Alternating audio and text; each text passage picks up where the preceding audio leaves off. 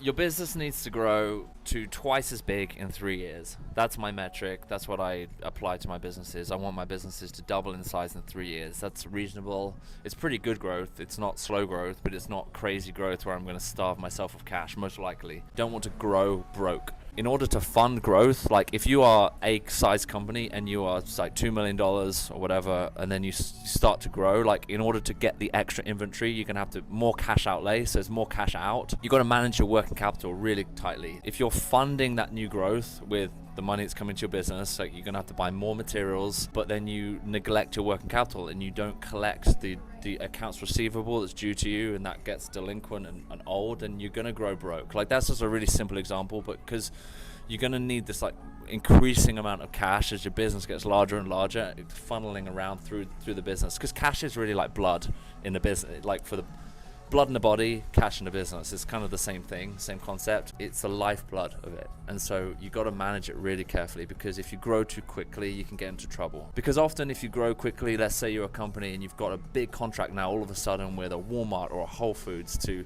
suddenly stock, like a few different stores or whatever the equivalent is in your industry. Big order comes in, awesome. But well, then you're going to need more people, more materials, maybe more equipment, all of this stuff. You probably have to pay for that on the front end. And then if you're selling to a large retailer or other larger company, they have the power to dictate pretty favorable payment terms for them. They'll say like, oh, we're Walmart. And again, I don't know this for sure, but I've seen it in the UK with kind of similar outfits. But like, hey, we're Walmart or another big company. We'll pay you in 90 days because we can.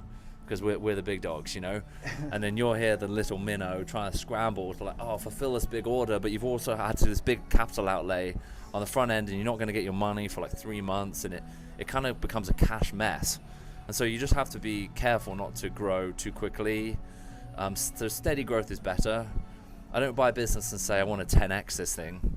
I mean, yeah, I would love businesses to get 10 times as large, but I mean, that takes some serious cash. It is that balance of growth, but not too much. You don't want to just buy $1 million worth of merchandise and then go try to sell it.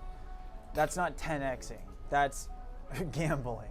If you are going to grow rapidly, you want to make sure your base is strong. So there's one of our businesses I think has the potential to really grow substantially. Like if you turn the taps on from a kind of a marketing perspective, most people will be like, awesome, do it now, like turn the taps on. But no, the base has to be strong. You have to be able to support that growth. There's a really great quote, let me look it up actually.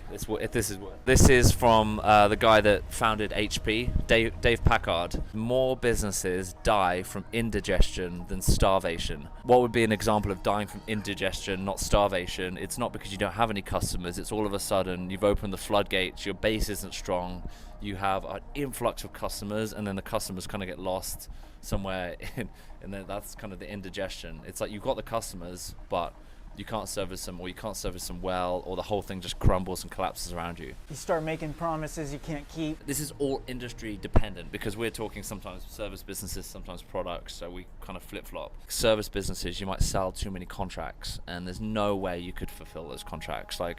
And then that is a very stressful place to be in. Like that's a pretty rocky place. Or one of your contracts, it takes you longer to do it by a day or two, and now you're a day or two behind, and everyone's upset. Yeah, everyone's behind. Yeah, and then you can't get to the client, and everything's delayed, and it just continues. Yeah.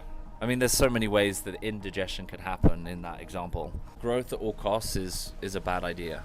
You'll regret it at some point. And maybe it's a lesson you need to learn. Like maybe you need that growth and you need to realize it's not all that, because sustainable growth is much better than rapid growth that you just can't sustain, that comes crashing down.